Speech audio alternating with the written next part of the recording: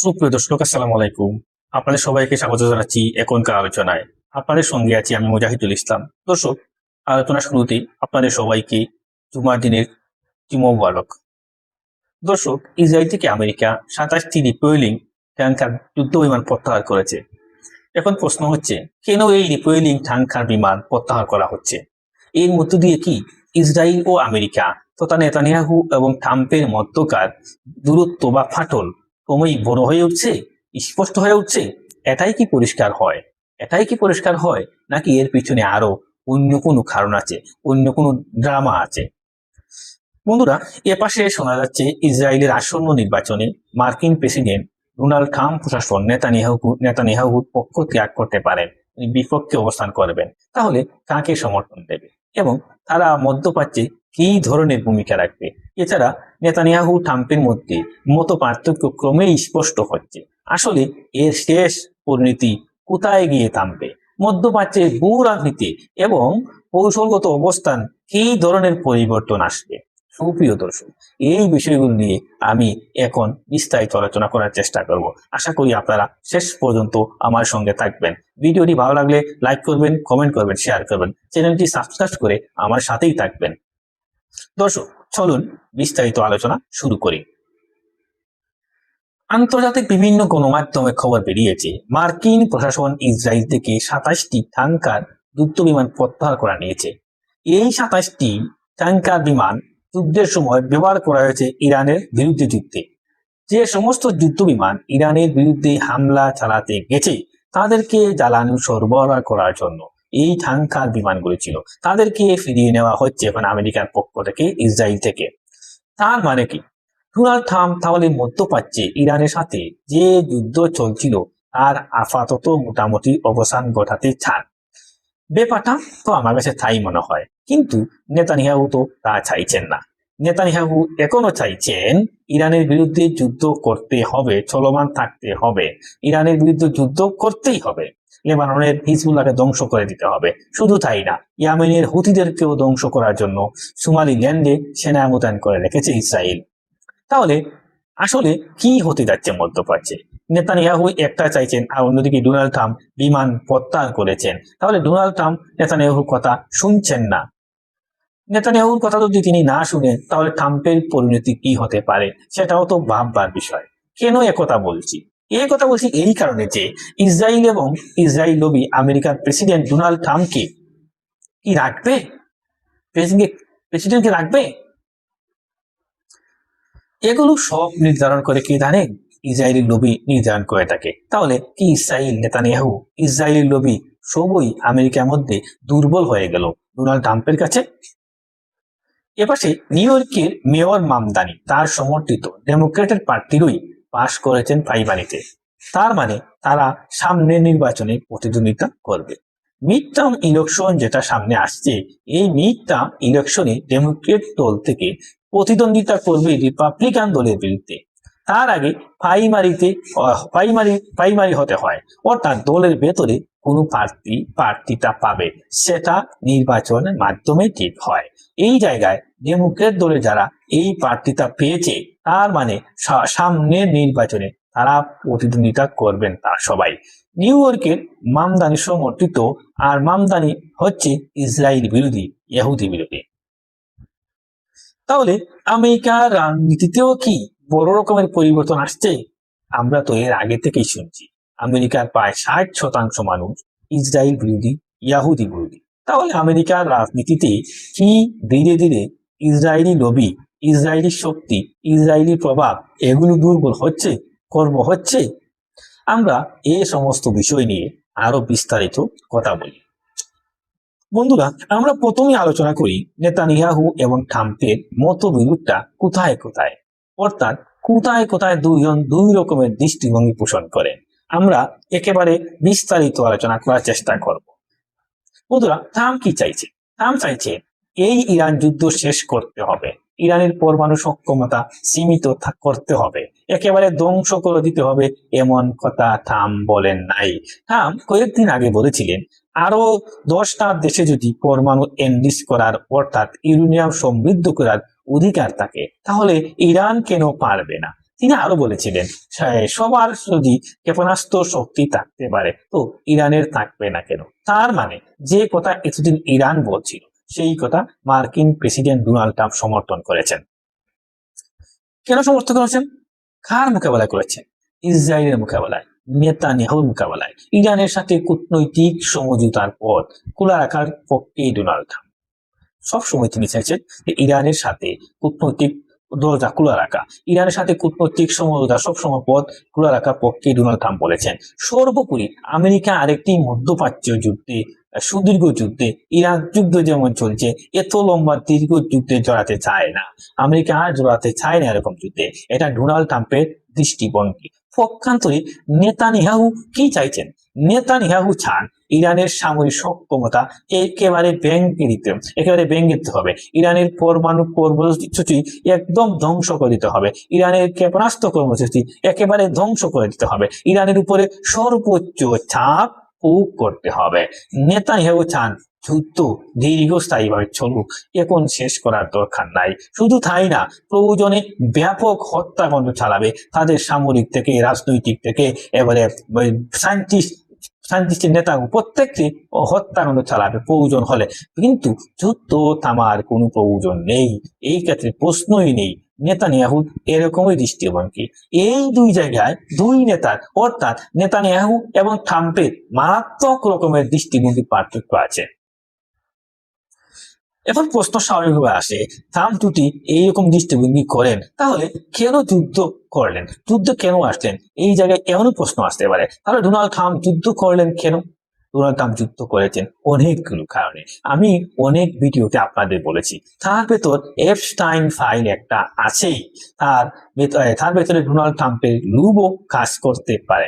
ইরানের সম্পদ নিজেদের দখলে হবে, হস্তগত হবে, ভেনেজুয়েলার মতো। যেভাবে তারা ভেনেজুয়েলায় দখল করে ভেনেজুয়েলার সম্পদ হস্তগত করেছিল, তেমনি ইরানের সম্পদ দখল করে ইরানের সম্পদ হস্তগত করবে, এরকম ডোনাল্ড ট্রাম্পের লুপ ছিল। এরপরে তাকে দেখানো হয়েছিল তিনি হবেন গ্রেট কিং, যিনি শেষ জামানার একজন খারাপ শাসককে হত্যা করবেন। তিনি ডোনাল্ড ট্রাম্পকে মাসির মতো বুঝাতে চেয়েছিলেন ইসরায়েলের প্রেসিডেন্ট।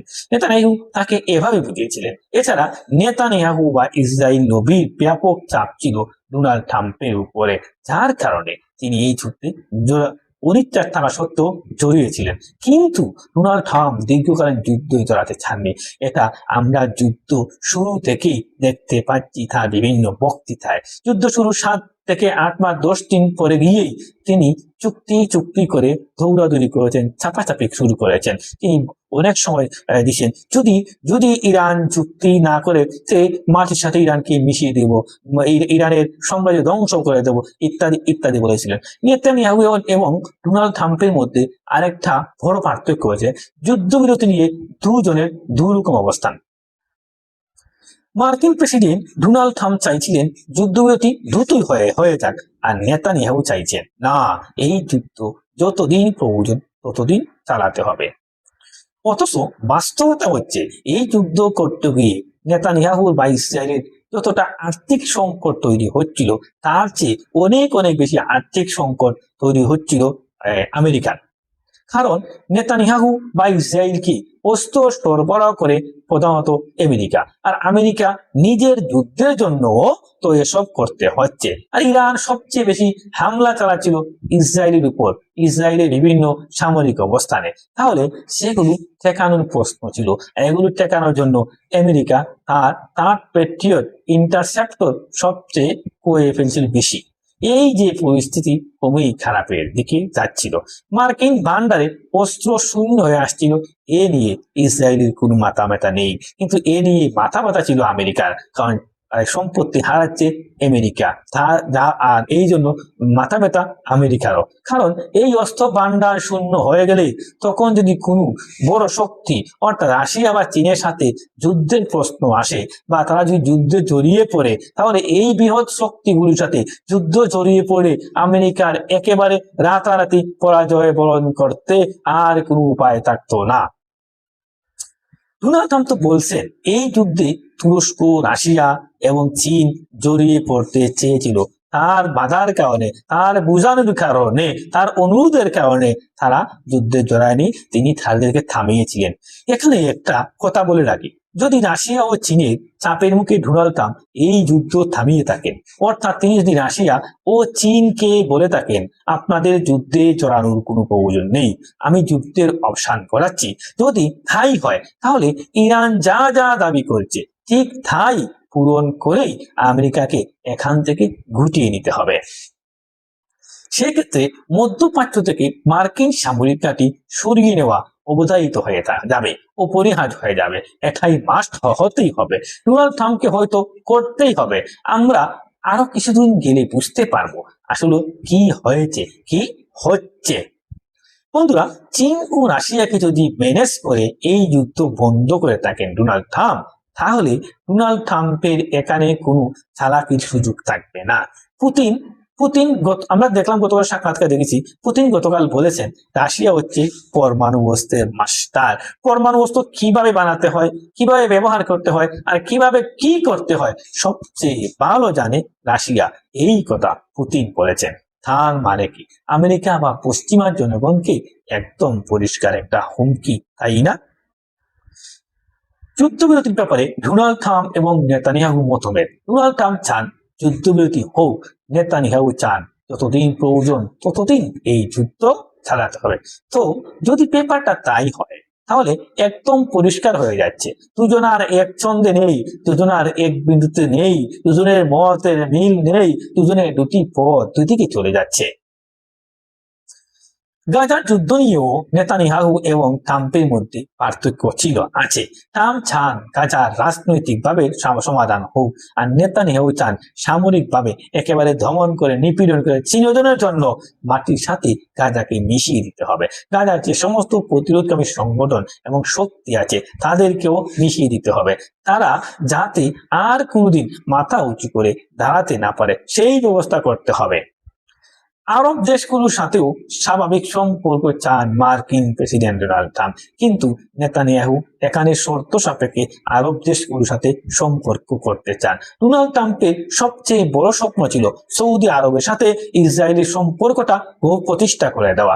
এই কাজটা করে দিলে মুসলিম বিশ্বে ইসরায়েল বিরোধিতা ব্যাপকভাবে কমে যাবে, এমনটা ধারণা করেন মার্কিন প্রেসিডেন্ট ডোনাল্ড ট্রাম্প। যদিও ব্যাপারটা হয়তো তেমন হবে না, কিন্তু তিনি মনে করেন সুন্নি বিশ্বের বা মুসলিম বিশ্বের নেতা যেহেতু সৌদি আরব, সেক্ষেত্রে সৌদি আরবকে দিয়ে ইসরায়েলের সাথে চুক্তি করালে ইসরায়েলের সাথে মুসলিম বিশ্বের যে শত্রুতা, টানাপূরণ, দূরত্ব তৈরি হয়েছে এগুলো সব কমে যাবে। যদিও ব্যাপারটা ঠিক তেমনটি না, তেমনটি হবে না। যেমন আমরা দেখতে পাচ্ছি বেশ কিছু আরব দেশ ইসরায়েলের সাথে সম্পর্ক স্বাভাবিক করলেও পাকিস্তান, বাংলাদেশের মতো যারা অনেক দূরে অবস্থান করে তারা কিন্তু ইসরায়েলের সাথে সম্পর্ক স্বাভাবিক করেনি।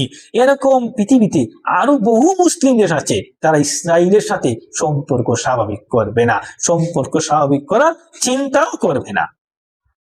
বন্ধুরা, সিরিয়া এবং লেবানন নিয়েও ইসরায়েল এবং আমেরিকার মধ্যে মত পার্থক্য আছে, অর্থাৎ ট্রাম্প এবং নেতানিয়াহুর মধ্যে মত পার্থক্য আছে। ট্রাম্প চান লেবানন, সিরিয়া এর প্রত্যেকটা জায়গা একটা স্থিতিশীলতা আসুক, রাজনৈতিক ভাবে সমাধান হোক, কাউকে একেবারে নির্মূল করে না দিয়ে তারা থাকুক, এটা স্বাভাবিক সম্পর্কের মধ্যে থাকুক।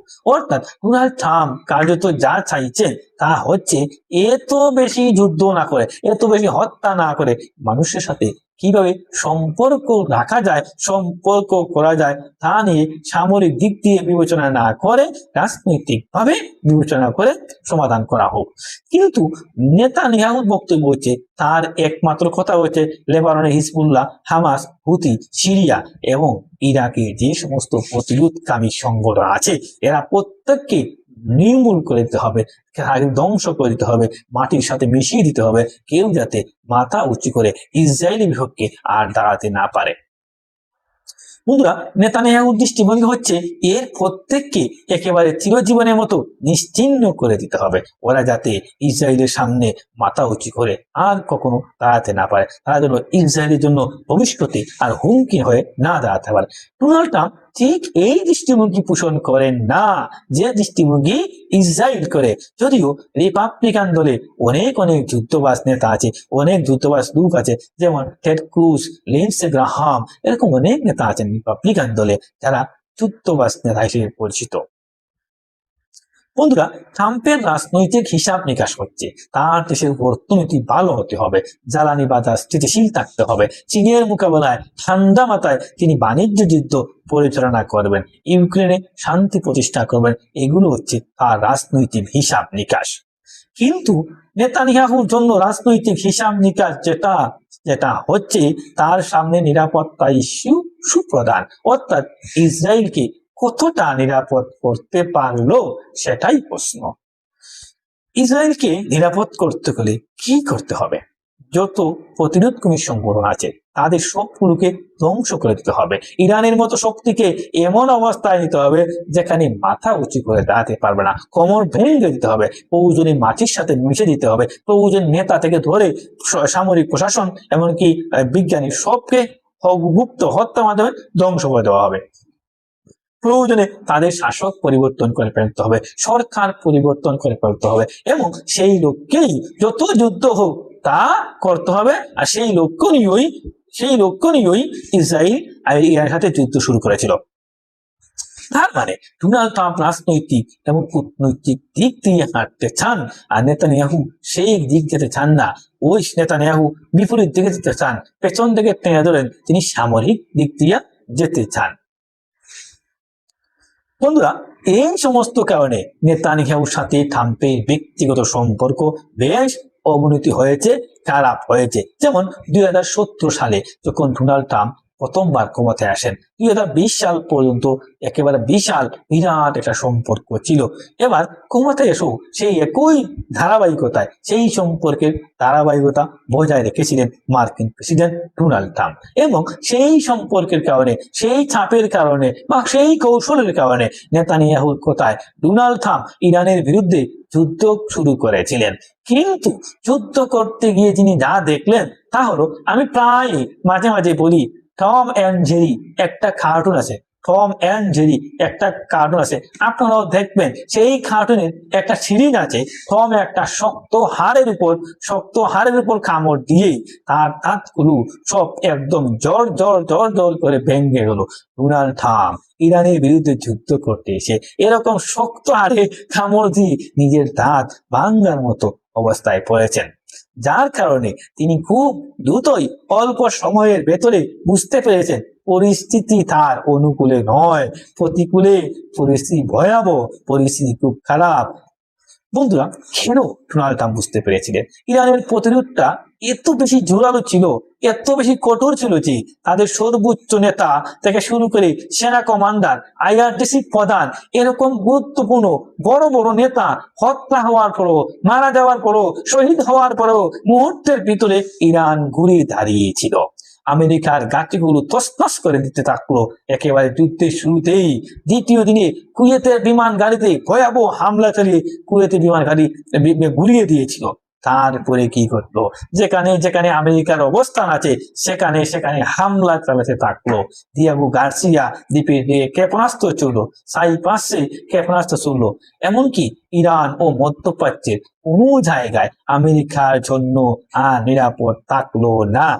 ফলে ইউরোপের, বিশেষ করে ইতালি এবং রোমানিয়ার কিছু বিমান ঘাঁটি ব্যবহার করে আমেরিকা ইরানের উপর বিমান হামলা চালিয়েছে। ইরানের এই ভয়াবহ প্রতিরোধে মার্কিন পঞ্চম নৌবহরের ঘাঁটি ধ্বংস করে দিল, কাতারের প্রধান দুটি ঘাঁটি ধ্বংস করে দিল, কুয়েত, সংযুক্ত আরব আমিরাত কোনো জায়গায় নিস্তার রাখলো না। বন্ধুরা, সৌদি আরবের প্রিন্স সুলতান এয়ারবেসে হামলা চালিয়ে কিভাবে বিমানগুলো ধ্বংস করে দিল তা তো আপনারা দেখেছেন, আমরাও দেখেছি, বিশ্ব মিডিয়াও দেখেছে। ইরানের ভেতরে পাইলট উদ্ধারের নামে ইউরেনিয়াম ছিনিয়ে নেওয়ার চেষ্টায় যে অভিযান চালিয়েছিল, সেই অভিযান চালাতে গিয়ে কি একটা লেজে গুড়ে অবস্থায় পড়েছিল আমেরিকার সেনাবাহিনী তা তো আমরা দেখেছি, আপনারাও দেখেছেন, আমরা দেখলাম। সেখানে নাকি ইসরায়েলের সেনাবাহিনীও ছিল, ইসরায়েলের লোকজনও ছিল, সমস্ত কিছু সবকিছু মিলে যুদ্ধের অল্প কয়েক দিনের ভিতরেই আমেরিকা, মার্কিন প্রেসিডেন্ট ডোনাল্ড ট্রাম্প, মার্কিন প্রশাসন, মার্কিন ক্ষমতাসীন দল তারা বুঝে গেছে ইরানের সাথে পারা যাবে না, ইরানের সাথে পারা যাবে না, সহজ হবে না ব্যাপারটা। যতটা সহজ হিসাব করেছিল ব্যাপারটা মোটেই ততটা সহজ হবে না। তখন ডোনাল্ড ট্রাম্প যুদ্ধ বিরতির দিকে যেতে চাইছেন, এই যুদ্ধ করতে তিনি চাননি। যখন যুদ্ধ আর করতে চাইছেন না মার্কিন প্রেসিডেন্ট ডোনাল্ড ট্রাম্প, তখন নেতানিয়াহু ইসরায়েল একা হয়ে যাচ্ছে। নেতানিয়াহু যে কথা বলে যুদ্ধ শুরু করলো, ইরানের সরকার পরিবর্তন করে দিয়ে আমরা একটা নতুন মধ্যপ্রাচ্য করব, যেখানে গ্রেটার ইসরায়েল প্রতিষ্ঠা হবে, সেই জায়গায় আমেরিকা যুদ্ধের অল্প কয়েকদিনের ভিতরে রণের ভঙ্গ দিতে চাইছে। তো তখন ইসরায়েল তো একা হয়ে যায়, তখন তো মার খাবে, ইরানের সাথে টিকবে না ইসরায়েল কয়েক ঘন্টাও। এই জায়গা থেকে নেতানিয়াহু এবং ডোনাল্ড ট্রাম্পের ভেতরে মারাত্মক রকমের ফাটল, দূরত্ব তৈরি হয়েছে এবং সেই দূরত্ব এখন দিন দিন অনেক বেড়ে যাচ্ছে। বন্ধুরা, পরিণতি কি হতে পারে এই দূরত্বের? এই দূরত্বের পরিণতি হতে পারে দুটো বিষয় মেইনলি হবে। সেটা হচ্ছে ইসরায়েলের নির্বাচন অক্টোবরে, আর নভেম্বরে আমেরিকার নির্বাচন। যুদ্ধের প্রভাব তো মার্কিন নির্বাচন পড়বেই তা নিশ্চিত বলা যায়, তা পরিষ্কার জানা যাচ্ছে। সবাই বলছে এটা নতুন কথা না, ইসরায়েলেও এই যুদ্ধের প্রভাব পড়বে। কারণ হচ্ছে ইসরায়েলে যারা এখন বিরোধী দল, তারা বলবে নেতানিয়াহু যে কথা বলে যুদ্ধ জড়িয়েছিল সেই কাজ করতে পারেনি, অতএব নেতানিয়াহু ব্যর্থ সরকার, তার প্রমাণ দিয়েছে। এই ব্যর্থতার পয়েন্ট থেকে লোকজনের বুট টানবে কে? বিরোধী দল। এখানে আরেকটা বিষয় আছে, নেতানিয়াহু যেহেতু যুদ্ধের ব্যাপারে অনেক বেশি চাপাচাপি করেছেন, এফস্টাইন ফাইলের মতো বিষয় নিয়ে বারবার ডোনাল্ড ট্রাম্পকে হুমকির মধ্যে রাখেন, ব্ল্যাকমেইল করেন। এই জায়গায় নেতানিয়াহুকে ক্ষমতা থেকে সরিয়ে দিয়ে যদি বিকল্প কোনো ব্যক্তিকে ক্ষমতায় আনা যায়, তাহলে ডোনাল্ড ট্রাম্পের জন্য সেটা ভালো হবে, মন্দ নয়, নিরিবিলি নির্ভেজাল হবে। এই নিরিবিলি নির্জঞ্জাল একটা অবস্থা তৈরি করতে চান মার্কিন প্রেসিডেন্ট ডোনাল্ড ট্রাম্প, যার কারণে নেতানিয়াহুকে আসন্ন নির্বাচনে, অর্থাৎ অক্টোবরের নির্বাচনে তাকে বাদ দিয়ে বিকল্প প্রার্থী বেছে নেওয়ার যথেষ্ট সম্ভাবনা আছে।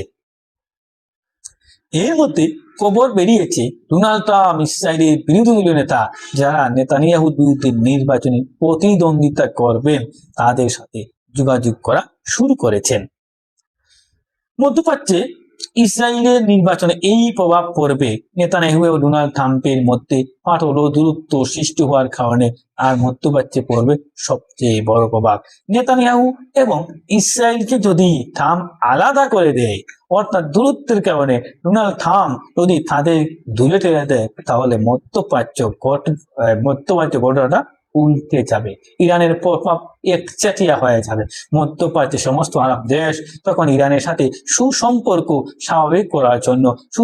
করার জন্য উঠে পড়ে লাগবে, আর ইসরায়েল এখানে কোণঠাসা হয়ে পড়বে।